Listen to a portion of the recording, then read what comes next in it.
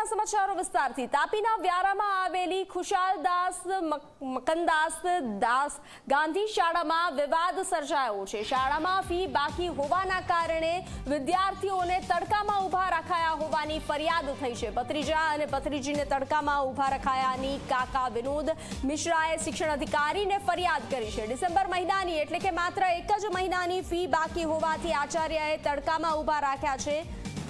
ડાબુ કેળવણી મંડળ સંચાલિત શાળા વિરુદ્ધ કાર્યવાહી કરવા અરજી આપવામાં આવી છે। આ મામલે શિક્ષણાધિકારીને ફરિયાદ કરવામાં આવી છે। જો કે આચાર્યએ આક્ષેપો પાયા વિહોણા ગણાવ્યા છે।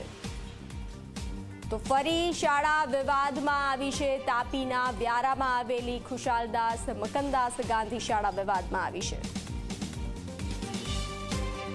મારા ભત્રીજા બે સ્કૂલમાં કુમાર ગાંધીમાં ભણે છે। તેને એક મહિનાની ફી બાકીના કારણે આખો દિવસ 2:30 વાગ્યાથી તો 4 વાગે લગી એ લોકો તડકામાં ઊભા રાખેલા હતા। તેના માટે મેં શિક્ષણ અધિકારીને અરજી આપી। શિક્ષણ અધિકારી પણ એવું લાગે છે સ્કૂલ સાથે મળેલા છે।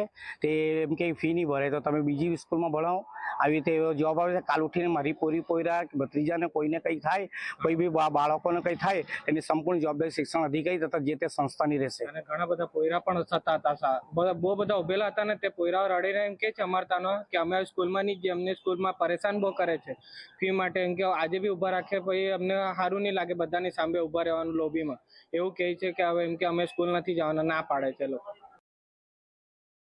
આજે અમારી શાળા વિરુદ્ધ વિનોદભાઈ વિશ્રાએ જે ફરિયાદ કરી છે, જે આક્ષેપો કર્યા છે એ તદ્દન પાયા વિહોણા છે।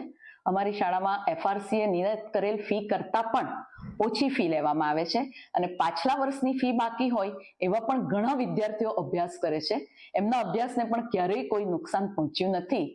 એટલે અમારી શાળામાં ફી બાબતે તો કોઈને કંઈ નુકસાન પહોંચાડવામાં આવતું જ નથી।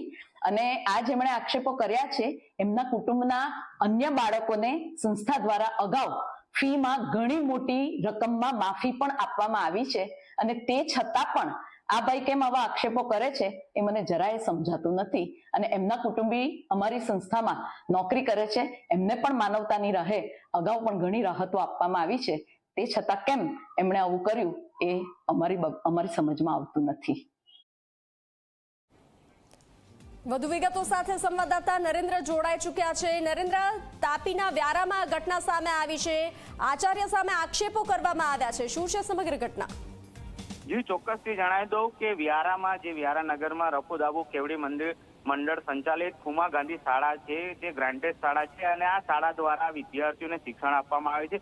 પરંતુ આજે જે એક વિદ્યાર્થી છે તેનું 1 માસની ફી બાકી હોવાના કારણે આચાર્ય દ્વારા જે વાલી છે તેમણે આક્ષેપ કર્યો છે કે બાળકોને તડકામાં ઊભા રાખવામાં આવે છે, જેને લઈને સમગ્ર મામલે જે વાલી છે તેના દ્વારા શિક્ષણ અધિકારીને અરજી આપવામાં આવી છે અને સમગ્ર મામલે તપાસ કરવાની માંગણી કરવામાં આવી છે। હાલ જે રીતે વિવાદ સામે આવ્યો છે જેને લઈને આ સમગ્ર શાળા ચર્ચાનો વિષય બની છે।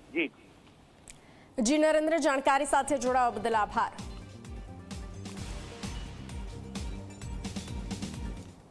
વડોદરા કોર્પોરેશનની વીજળીનો બેફામ વપરાશ। 10 મહિનામાં કોર્પોરેશનનું 100 કરોડનું વીજ બિલ બાકી છે। વર્ષ